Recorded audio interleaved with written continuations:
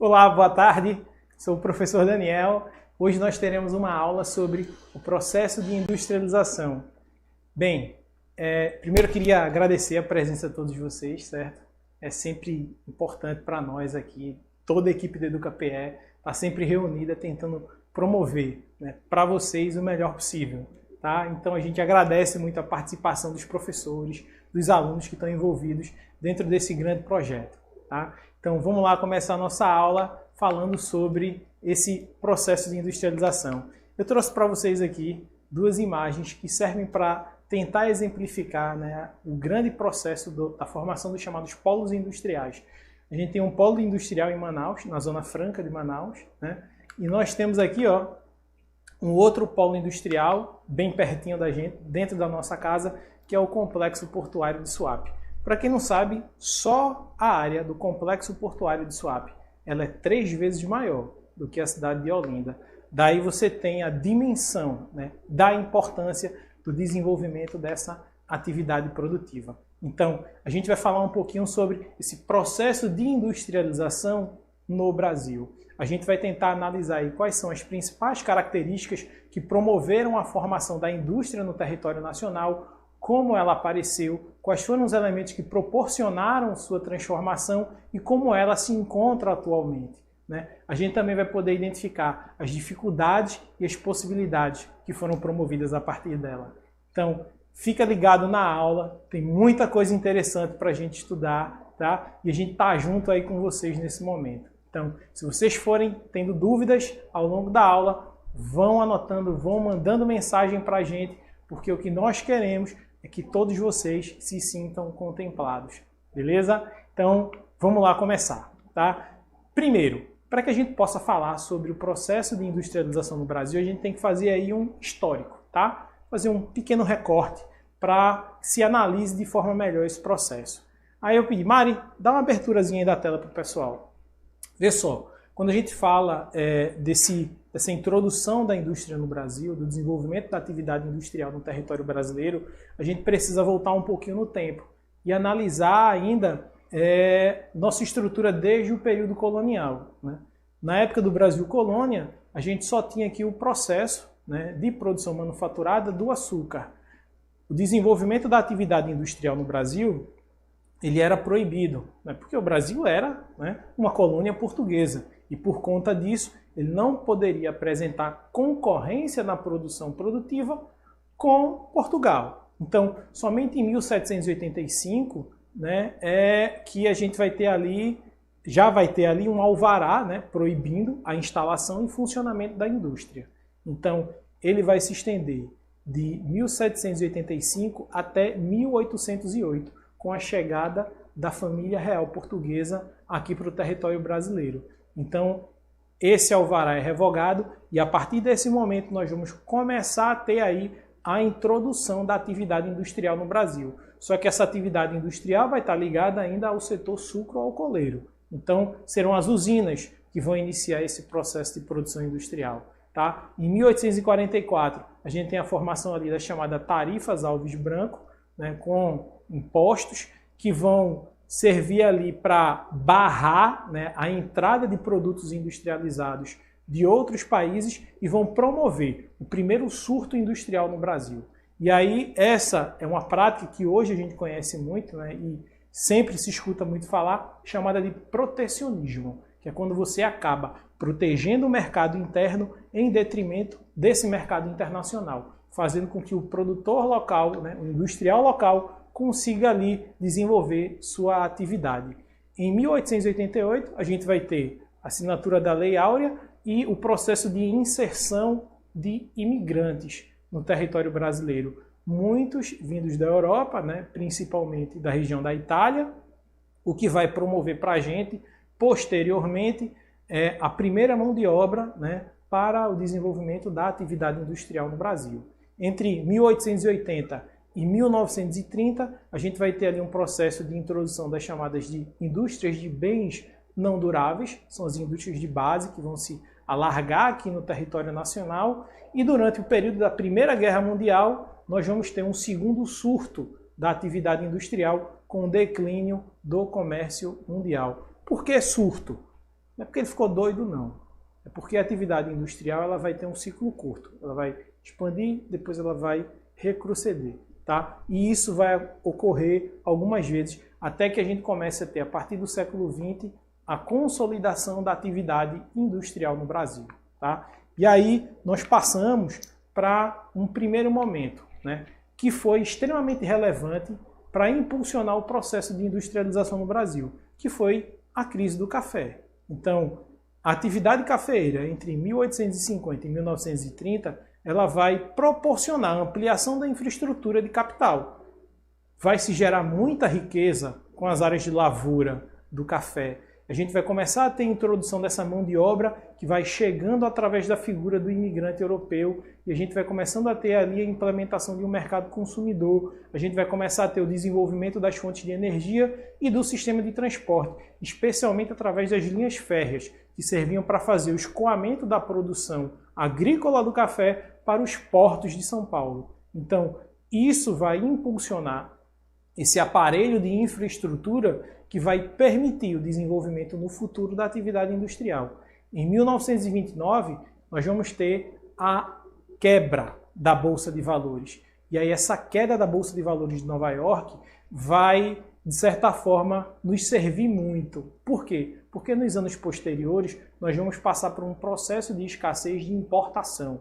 Então, boa parte daquilo que a gente comprava fora do Brasil, né, começa a ser cerceado por conta dessa grande crise econômica. Então foi necessário o desenvolvimento de um mecanismo opositor, que foi o da criação da atividade produtiva industrial no mercado nacional. Então nós começamos a desenvolver a atividade produtiva no Brasil, ligada à indústria, para atender essa demanda que era presente e que não podia ser atendida pela produção externa. Então essas novas possibilidades políticas administrativas e financeiras vão estar voltadas à industrialização. E onde é que ela vai acontecer? Em São Paulo. Por quê? Porque São Paulo vivenciou esse ciclo do café e promoveu esse incremento do seu aparelho de estruturação para a atividade industrial, certo?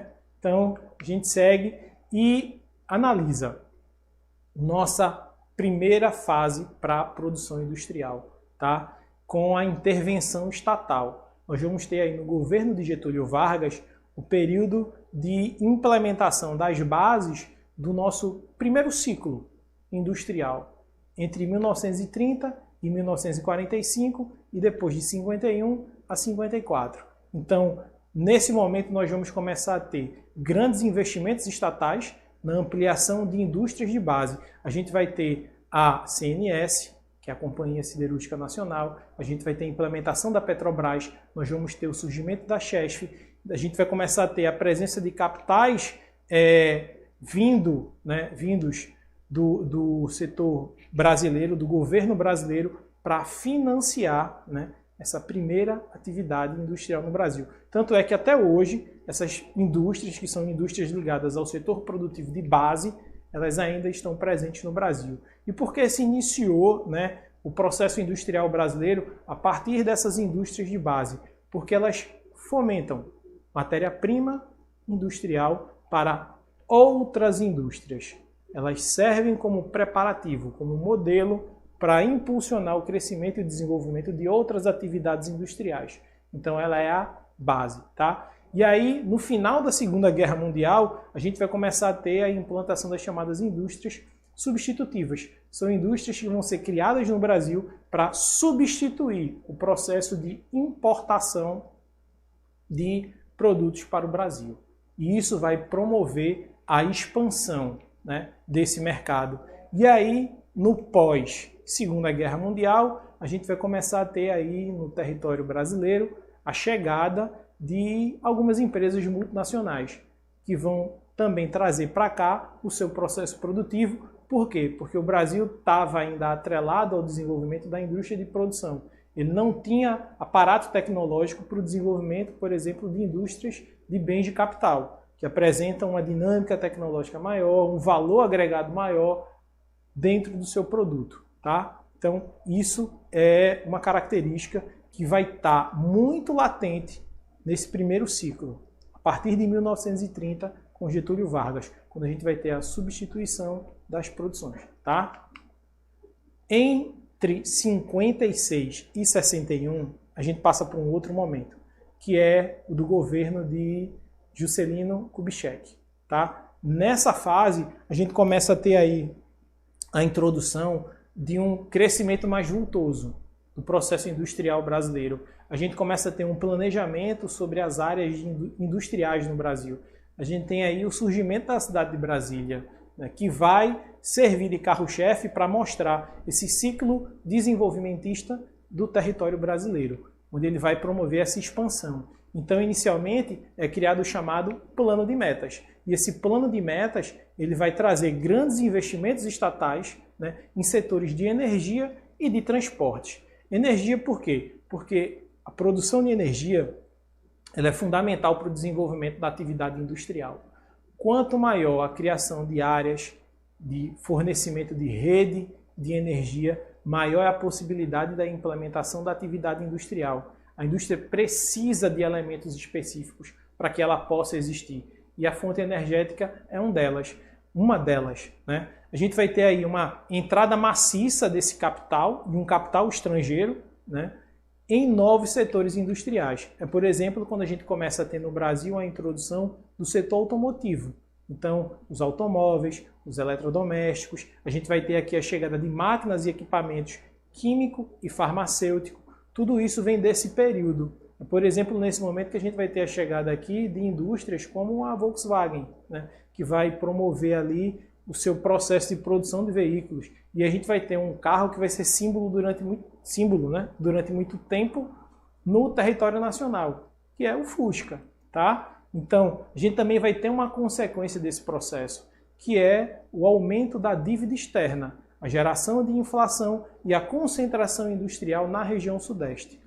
Por que essa dívida externa brasileira ela acaba sendo elevada? Porque o crescimento, né, dessa atividade industrial foi financiado a partir de um capital estrangeiro. Então, o Brasil buscou empréstimos no mercado internacional para incentivar a chegada dessa atividade industrial no território nacional. O governo brasileiro, né, financiou parte dessa produção. Ele não levou esse financiamento para a iniciativa privada, para que ela pudesse ter os custos de geração do desenvolvimento da atividade industrial, o que é muito comum, por exemplo, em países com industrialização clássica, né, por assim dizer. Aqui nós tivemos uma intervenção direta do Estado para fornecimento dessas atividades. A gente também vai ter, nesse momento, a criação das chamadas superintendências de desenvolvimento regional. Então a gente tem a criação da Sudene, a Sudan, a Sudeco, a Sudesul, a Codevasf, né, que vão atuar para o provimento de estratégias, planejamento e ações voltadas ao desenvolvimento da atividade econômica e industrial ao longo do território nacional, possibilitando assim a dispersão da atividade industrial, possibilitando assim a redução do fluxo migratório para o eixo do sudeste brasileiro. Só que essas superintendências, elas acabaram enfrentando aí ao longo dos anos uma série de problemas, né, geralmente ligados ali à utilização indevida de recursos, né? Então isso fez com que boa parte delas deixassem de funcionar. Hoje a gente teve aí a Sudene, que foi resgatada, né? Ela está ativa novamente, justamente para o desenvolvimento dessas estratégias que venham a fomentar a participação da atividade industrial no Nordeste brasileiro, tá? Em seguida, nós temos um segundo momento, né, que é o do governo de João Goulart, entre 61 e 64. Nesse período, né, João Goulart vai criar o chamado Plano Trienal, que vai ser composto por uma reforma de base, uma reforma agrária, tributária, administrativa, também vai envolver elementos bancários e educacionais, né, sem promover uma grande responsabilidade sobre a produção industrial. Esse plano trienal ele não vai dar certo. Ele foi elaborado por um grande economista, né, respeitado até hoje, que é o Celso Furtado, para combater a inflação e desenvolver o país. Só que ele falhou, né? Não foi possível, a partir das suas estratégias, o desenvolvimento dessas características. E logo em seguida, nós vamos entrar em um outro modelo, em um outro tempo, um outro recorte, aí, por assim dizer, da nossa história, tá? Que é o do período da ditadura militar. Entre 1964 e 1985, nós vamos passar aí por uma série conturbada de ações que vão representar para nós o avanço da atividade industrial e depois o seu retrocesso, tá? Durante esse período da ditadura militar, a gente vai ter ali um crescimento exponencial na década de 70, né? Entre 1968 e 1964, o chamado período do milagre econômico, onde a atividade produtiva industrial no Brasil crescia num ritmo extremamente acelerado, né? Nós tínhamos índices de crescimento comparáveis ao que a China apresenta, superiores a 10%, mas por que é que isso acontecia também? Porque nós não tínhamos um capital industrial consolidado.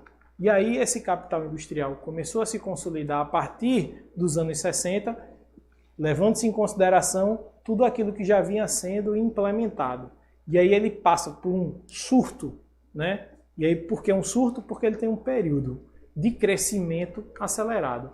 Então a economia brasileira ela vai se desenvolver, vai crescer e vai avançar em uma perspectiva que jamais tinha sido vista, né?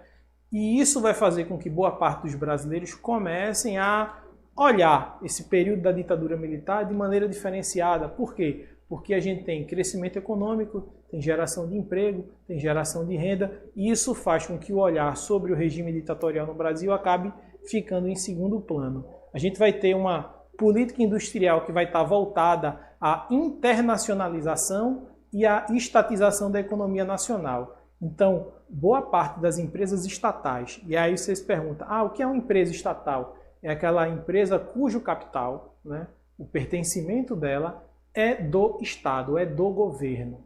E aí, por exemplo, Petrobras é uma empresa estatal, a Compesa, que é responsável pelo fornecimento de água no estado de Pernambuco, é uma empresa estatal. A CELP já foi, hoje ela é uma empresa privada, porque ela foi privatizada, tá? Então, a gente tem aí a influência do capital privado e do capital estatal. Então, essa política industrial desenvolvida na época da ditadura militar, ela buscava essa internacionalização do capital, ela buscava trazer esse investimento externo, né? E aí a gente começa a ter uma grande presença das empresas transnacionais no Brasil, e isso vai promover uma expansão no consumo. A gente vai ter facilidades de crédito e o aumento das exportações de produtos industrializados. E logo, logo, formação de dívida externa. Por que é que essa dívida externa acontece? Vê só, quando a gente para pensar no estímulo da produção econômica sendo trazido sempre à revelia do Estado, porque o Estado está impulsionando, porque o Estado está promovendo grandes obras, porque o Estado está contratando, está colocando empresas públicas para trabalharem, isso faz com que o governo gaste mais. Rapidamente isso gera crescimento de renda e de emprego. Isso é lógico, tá? Por quê? Porque ele está colocando dinheiro no mercado. Só que com o passar do tempo, o Estado gera um processo de endividamento, porque ele precisa buscar recursos, e aí isso vem através de empréstimos internacionais, para continuar fomentando esse ciclo. Só que chega um momento em que o Estado precisa pagar suas contas. E quando isso acontece, é o momento em que a dívida externa está acelerada. E aí ele para, geralmente por um longo período, de criar novas possibilidades, de desenvolver novas infraestruturas para uma localidade.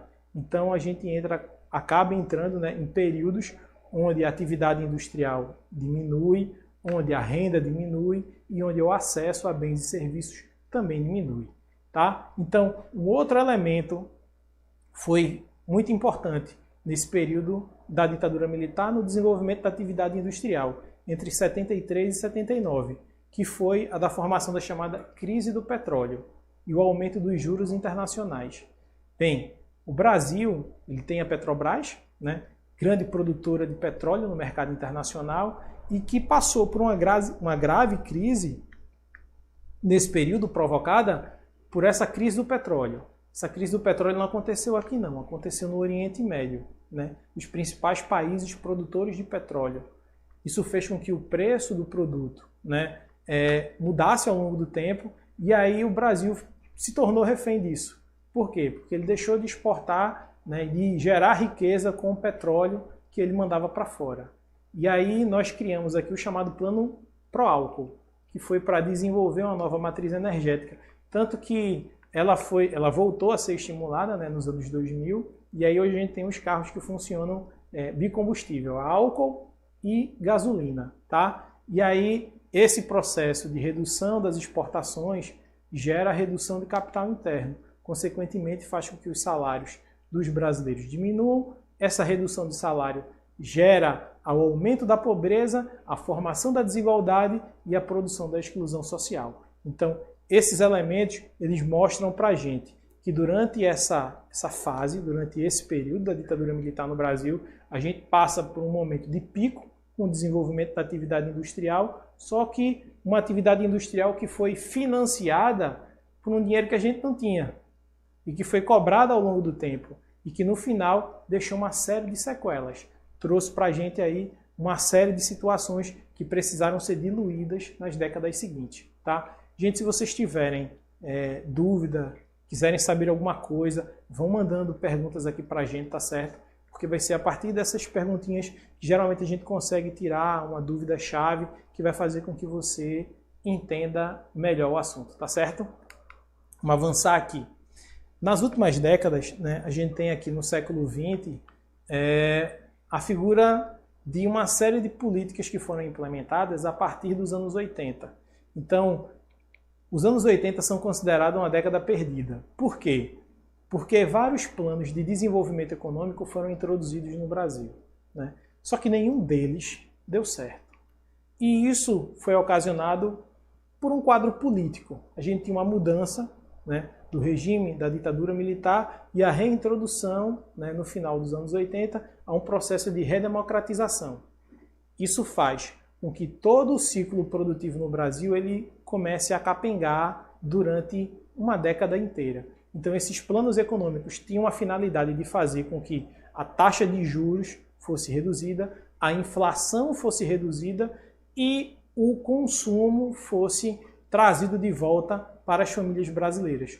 Só que nenhum deles deu certo. Então, nos anos 90, a gente vai ter aí, através da figura do então presidente da República, Fernando Collor, uma política baseada no neoliberalismo e nas privatizações. Essa política, né, fez com que boa parte das empresas estatais brasileiras que haviam sido criadas desde Getúlio Vargas, passaram por Juscelino Kubitschek e que foram ampliadas, né, no período da ditadura militar. E aí uma coisa que muita gente não sabe, mas o período em que mais se criou empresa estatal no Brasil não foi no período de políticas democráticas, mas sim no período da ditadura militar brasileira. Essas empresas começaram a ser privatizadas, vendidas para o mercado internacional, tá? Na busca de tentar se promover ali uma requalificação, porque se tinha a ideia de que, olha, a gente privatiza a empresa porque ela dá prejuízo, vende, o camarada vai trazer capital internacional, vai investir na atividade produtiva e vai aumentar essa produção. Só que não foi isso que aconteceu, porque as políticas econômicas que foram criadas não possibilitaram o desenvolvimento dessa estrutura. Então, Fernando Collor vai sofrer um impeachment e em 94 a gente vai ter a criação do chamado Plano Real. Esse Plano Real ele vai promover ali uma nova forma de se observar, tá, o desenvolvimento do processo industrial e da atividade produtiva no Brasil. Esse Plano Real ele vai acabar com a chamada hiperinflação, ele vai trazer a paridade, por exemplo, do real ao dólar, de 1 a 1. Um real vale $1. Hoje, né, se a gente pegar a cotação do dia, $1, né, vale mais de R$5. Então a gente já tem um grande processo inflacionário que foi desencadeado na nossa moeda local, um processo de desvalorização da moeda. E aí, em alguns casos, isso é significativo, em outros não. Para a indústria é muito ruim. Por quê? Porque boa parte do que a indústria consome vem de insumos que são dados em dólar e que são comprados no mercado internacional. Então, se eu compro em dólar, eu vou precisar de mais reais para comprar o mesmo produto. Então eu acabo tendo um custo maior no meu processo produtivo. Em contrapartida, para quem exporta matéria-prima, né, isso acaba sendo favorável. Por exemplo, para quem vende produtos agrícolas no Brasil, para quem vende soja, isso é significativo. Por quê? Porque a soja é dada em dólar no mercado internacional. Então, se o dólar vale mais, ele pode comprar mais da minha soja, eu tenho mais reais. Então, essa é uma relação que para a indústria ela não é positiva, mas para outras atividades econômicas ela acaba sendo substancial. Então, esse plano real, ele vai reduzir a inflação, ele vai reduzir a taxa de juros ao longo do tempo e ele vai possibilitar, né, uma nova inserção ao mercado de consumo. Então a gente acaba tendo aí um grau de fortalecimento da economia, tá? Mais à frente a gente vai ter ali algumas figuras que vão ser muito representativas desse processo.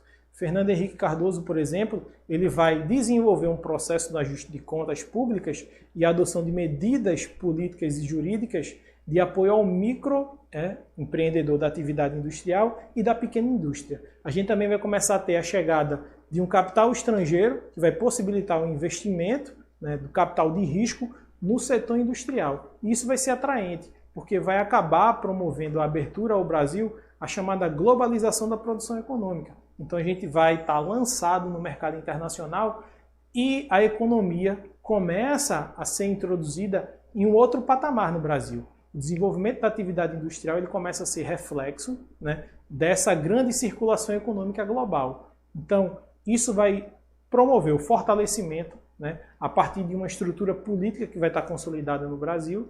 Então, vai ser legal trazer investimentos para a atividade produtiva brasileira. Por quê? Porque o cenário político é favorável. O cenário econômico também é favorável, porque a gente vai ter ali o controle dessas novas demandas. Tá? No século XXI, já quando a gente tem a transição para o governo Lula, a gente vai ter a manutenção dessas regras. Então, um processo de crescimento, né, começa a se apresentar de forma mais acelerada. Por quê? Porque as bases para o desenvolvimento dessa atividade industrial já haviam sido lançadas a partir da atuação de um ciclo econômico, que começou no governo, né, se promoveu de forma mais voltada a isso. Daí a gente vai ter a formação da chamada autossuficiência na promoção e do desenvolvimento do petróleo nacional, que vai minimizar, né, essa dependência do setor industrial. Então, hoje, né, podemos dizer que o Brasil ele é autossuficiente na produção de petróleo. Então, a gente não demanda tanto da exportação dessa matéria-prima que é utilizada como fonte de energia para a produção industrial. É claro, a gente ainda tem ali um processo que é diferenciado de forma mais clara, tá? Então esse a gente ainda precisa comprar para atender o mercado interno, mas isso já é muito diferente de em outras épocas do Brasil. Então, acho que falta, né, ao Brasil um desafio mais atual, um desafio mais globalizado para a geração de tecnologia de ponta para o desenvolvimento dessa atividade industrial. Após esse período, né, a gente começa a ter uma faixa de crescimento industrial que vai estar acelerada no Brasil e que vai cair depois ao longo do tempo. Vamos dar uma olhadinha nisso aqui. A gente pode dizer, a grosso modo, que o modelo econômico brasileiro ele está baseado em um tripé, né? Esse tripé ele está correlacionado ao capital estatal, ao capital privado nacional e ao capital privado estrangeiro. No capital estatal, a gente vai ter a introdução de indústrias de bens de produção, né? Ou indústrias de base. E aí, indústrias como a Petrobras, a Companhia Vale do Rio Doce, tá? Que vão produzir matéria-prima para a produção. A gente tem a indústria de capital privado, né? De empresas privadas nacionais, que vão desenvolver a indústria de bens de consumo não duráveis. O que é essa indústria de bens de consumo não durável? A indústria de bens de consumo pode estar dividida em bens duráveis e não duráveis. Duráveis, né? Automóveis, indústria de bem durável. Não duráveis, indústrias alimentícias, por exemplo. Por quê? Porque o período de utilização desses recursos ele é menor, tá? Então, por isso ela é não durável. E a gente também vai ter essa indústria de capital privado estrangeiro, que aí vai ser a indústria de bens de produção de consumos duráveis. Então, a gente olha aqui, por exemplo, na cidade de Goiânia, aqui em Pernambuco. A gente tem a implantação lá da fábrica da Jeep. É uma indústria de bens de consumo durável. Por quê? Produz veículos, né? É do setor automobilístico. E um setor automobilístico que durante muito tempo ficou concentrado na região sudeste do Brasil, tá? Só a partir dos anos 90 é que a gente começa a ter uma retirada dessa área da produção automobilística, ali da área do ABC Paulista. Primeiro ela chega na Bahia, na área do Recôncavo Baiano, depois ela vem para Pernambuco. A gente tem produção também em Manaus, né, mas lá é mais voltado para o setor de motocicletas, não é voltado para o setor de automóveis. Então, existe essa divisão que começou a ser exercida a partir dos anos 90 para cá. Então, esses três elementos formam um modelo econômico brasileiro. São as empresas que instituem o capital para a produção, tá? Sejam privada nacional, privada estrangeira ou de produção de capital do nosso próprio governo. Da distribuição, né, espacial da indústria brasileira, a gente pode fazer uma observação assim, bem interessante. Quando você olha aí na distribuição do nosso mapinha, você vê um monte de pontinho preto centralizado entre a região sudeste e a região sul do Brasil. Depois ele sobe pelo litoral e você vê uma concentração maior aqui na área que é Recife, né, na região que vai passando ali por Salvador. Por que que isso acontece? Primeiro, por causa da herança histórica do café na região sudeste. Então ela possibilitou o desenvolvimento de uma infraestrutura, né, que permitiu, após a crise do café, o desenvolvimento da atividade industrial naquela região. Então, isso vai trazer a concentração industrial na Grande São Paulo, que vai ter uma complementaridade industrial e uma concentração de investimentos públicos em infraestrutura. Então, isso vai impulsionar o crescimento da atividade industrial nessa região. A gente vai ter a área do ABC Paulista, que até hoje, né, é uma das principais áreas de produção industrial no Brasil. As grandes fábricas brasileiras de ponta, né, da indústria maciça estão centralizadas nessa região. A gente também tem uma outra localidade que é muito importante, que é do quadrilátero ferrífero, né, e os distritos industriais, onde a gente vai ter isso. Em Minas Gerais, cidade de Betim e a cidade de Contagem. A gente também tem uma outra área muito importante no Rio de Janeiro, que é o polo petroquímico. O Rio, ele recebe muitos royalties da produção de petróleo, né? E aí a gente acompanhou durante algum tempo a briga, né, sobre a divisão dos royalties do petróleo para todo o território nacional. E nós vimos que o Rio de Janeiro ficou com uma parcela significativa. Por quê? Porque ele é um grande produtor, né? Então a gente tem ali as áreas de extração e produção que fazem com que essa riqueza seja gerada. E isso atrai investimento, atrai desenvolvimento da atividade industrial. Então isso acaba sendo centralizado, né, naquela região. Após, né, um grande processo de concentração da atividade industrial, nós vamos começar a ter um movimento de desconstrução desse processo. É a chamada relativa desconcentração industrial, tá?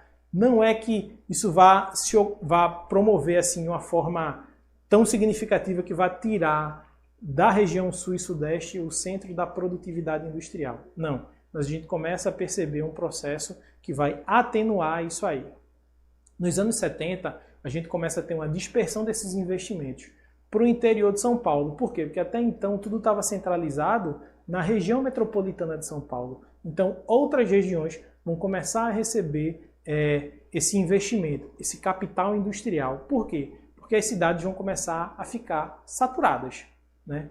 A gente vai começar a ter ali um grande crescimento populacional, a falta de espaços para a produção industrial, e isso vai fazer com que a indústria comece a buscar outras áreas, principalmente, né? E aí esse é o fator principal, a partir de uma guerra entre municípios e estados, para dar oferta, isenção fiscal para o desenvolvimento da atividade produtiva. Então, eu vou ofertar ali um conjunto de facilidades, né, para o grande industrial, para que ele retire a fábrica dele do eixo de São Paulo e traga para a minha cidade. Por quê? Porque isso vai promover o desenvolvimento de atividades econômicas secundárias a essa produção industrial vai promover um processo de crescimento e geração de emprego na minha cidade e vai promover o aumento da renda local a partir dessa atuação. Então, isso vai ser intensificado a partir dos anos 90. Então, os índices de crescimento econômico, né, que a gente vai registrar em grande expressividade, vão ser maiores no interior de São Paulo. E a gente vai ter também esse movimento se arrastando para o Nordeste e para o Sul, promovendo um processo de desconcentração dessa atividade industrial que era antes centralizada aí. E isso gera um movimento chamado de desmetropolização. Na aula do segundo ano a gente falou sobre a expansão das áreas urbanas. Essa saída da atividade industrial desse grande núcleo que era São Paulo vai promover o que a gente chama de deseconomias de aglomeração. Vai fazer com que cidades de porte médio comecem a se desenvolver mais, a crescer mais do que as cidades, né, as grandes metrópoles brasileiras. Então, isso é um indício desse momento, né? A gente tem aqui hoje, por exemplo, lá em Goiânia, o desenvolvimento de um novo polo. A gente tem um polo que é automobilístico, a gente tem lá também a produção de um polo fármaco, né, que vai promover naturalmente a expansão do crescimento urbano naquela cidade e que vai promover também a inserção de geração de renda, já que eu começo a ter um emprego na atividade industrial, que exige nível de qualificação maior e, consequentemente, remuneração maior. Tá? Então, esse é um processo que faz com que a população comece a sair de uma área para outra. Então, essa desmetropolização ela começa a ser acentuada. A gente tem aqui um gráficozinho que mostra a distribuição regional por valor de transformação. Abre a tela aí, Mário, para a galera poder ver em casa. Vê só, se você observar dos anos 70 até os anos 2000, a gente passa por aí por um processo de redução da atividade industrial em São Paulo que vai de 80% para 66%. No gráfico ao lado, a gente tem uma comparação entre 1996 e 2013, que mostra que a região sudeste já havia reduzido sua participação industrial para 47% da atividade industrial no território brasileiro. Já a região nordeste, ela tinha crescido, né? Ela saiu de 9% para 13,5%. Então a gente começa a ter essa redução da atividade industrial centrada no estado de São Paulo e a dispersão dessa atividade produtiva para outras áreas do Brasil, tá? Então, esse processo de dispersão ele vai acontecendo ao longo do tempo, ele continua acontecendo. Por quê? Por causa das concessões de benefícios fiscais que estados e municípios acabam ofertando para a chegada dessas atividades econômicas na sua territorialidade, né? Por quê? Porque vão ser benéficas de alguma forma para a população, tá? E aí, a gente tem aqui um outro gráfico, e abre de novo aí, Mário, para o pessoal poder dar uma olhadinha, que ele representa para a gente o número de empregos na indústria de transformação no total de atividades entre 2006 e 2016. A gente pode observar que de 2006 até 2014 nós temos um processo de crescimento da oferta de emprego na atividade industrial. O que isso quer dizer? Corta aqui para mim de volta, Mari. Isso quer dizer que a atividade produtiva industrial ela passou por um ciclo. Lembra que a gente falou que começou lá em Fernando Henrique Cardoso e ele foi ganhando corpo, passou pelo governo de Lula e aí ele aumentou a partir da participação da indústria no mercado. Em 2014 a gente começa a ter um processo de redução e isso está associado às políticas públicas que foram implementadas, por exemplo, a partir do governo Dilma, que aí ela vai trazer um processo de endividamento do Estado, que vai fazer com que, em algum momento, né, esse ciclo de investimento no setor produtivo, a partir do capital estatal, ele seja reduzido, então a atividade industrial começa a ser reduzida. Logo após isso, a gente passa por um processo político, né, que é o processo do impeachment da presidente Dilma. Isso vai fazer com que a atividade industrial venha caindo ainda mais. E agora, sobretudo no nosso período de pandemia, a atividade industrial se encontra cerceada novamente. Então, mais uma vez, nós vamos passar por processos que vão levar à redução da atividade industrial no Brasil, tá? Tanto da produção quanto da geração de empregos, porque essas coisas estão interligadas. A economia ela é um ciclo fechado. Se eu tenho gente trabalhando, eu tenho geração de renda. Se eu tenho geração de renda, eu tenho pessoas que podem consumir produtos que são industrializados. Então, uma coisa alimenta a outra. Se eu tenho redução desse processo de consumo, redução na renda e aí redução de postos de trabalho nessas áreas. A gente vai começar, né, a fazer as perguntinhas aí de vocês para tentar identificar, né, todas as dúvidas que foram aparecendo aí ao longo desse período, tá? Vamos começar. Leandro, boa tarde, Leandro. Leandro, ele é da EREM, professora Amarina Simões, em Paulista. Boa tarde. Queria saber se as dívidas externas duram até hoje e qual foi o presidente brasileiro de maior influência. Rapaz, a dívida externa brasileira hoje, né, a gente faz essa análise de duas formas. Primeiro, o governo brasileiro, tá, durante as últimas gestões, ele conseguiu acumular um superávit que era passível da quitação da dívida externa. O que é essa dívida externa? São empréstimos que o governo brasileiro acaba adotando para financiar atividades econômicas no Brasil. Só que o governo acumulou esse dinheiro em um regime tão vultoso lá fora que, se ele pegasse todo o dinheiro que ele juntou e pagasse a dívida externa, o dinheiro que ele ia ficar recebendo de saldo a partir dos juros do dinheiro que ele deixou lá guardadinho ia ser pequeno. Então, o que é que o governo fez? Ele acumulou uma riqueza tão grande que o lucro que ele obtinha com o valor gerado era suficiente para ele pagar as suas parcelas da dívida externa e ainda ter retorno de capital para essa sua conta poupança. Imagine que você tem uma conta, né? Eu tenho uma conta que custa R$1.000, mas eu dividi e todo mês eu pago R$100. Só que eu tenho, sei lá, R$10.000 na minha poupança. E os juros que eu tenho na minha poupança me rendem R$120. Eu pago os R$100 da minha dívida e ainda fico com 20 conto dentro do meu bolso. Então, dessa forma, né, a gente pode dizer que a dívida externa ela poderia ter sido quitada. Ela não foi, mas o capital estava lá, tá? Para poder ser utilizado dessa forma. Tanto é que hoje a gente não escuta mais se falar em dívida externa brasileira. A gente fala muito da dívida interna, que é a dívida de estados e municípios. E aí o presidente brasileiro que teve maior influência, acho que nessas últimas décadas, sem dúvida, é o presidente Lula, né? Acho que ele é o presidente brasileiro que acaba fazendo com que o Brasil se apresente em um outro patamar, tá? Para o mundo lá fora. Tá? Vamos ver outra pergunta. Michel Cordeiro, da escola Frei Cassiano Camucinho, de Belo Jardim, tem a seguinte dúvida: o Brasil hoje seria mais desenvolvido sem o regime militar? Rapaz, é difícil você falar sobre as coisas que não aconteceram. Talvez ele fosse um país socialmente mais justo, já que quando a gente tem a implementação da estrutura do regime militar no Brasil, né, estávamos ali iniciando um processo de uma série de reformas que até hoje não foram implementadas, né? A gente tem, por exemplo, a reforma administrativa para rolar desde os anos 60, que até hoje não aconteceram, né?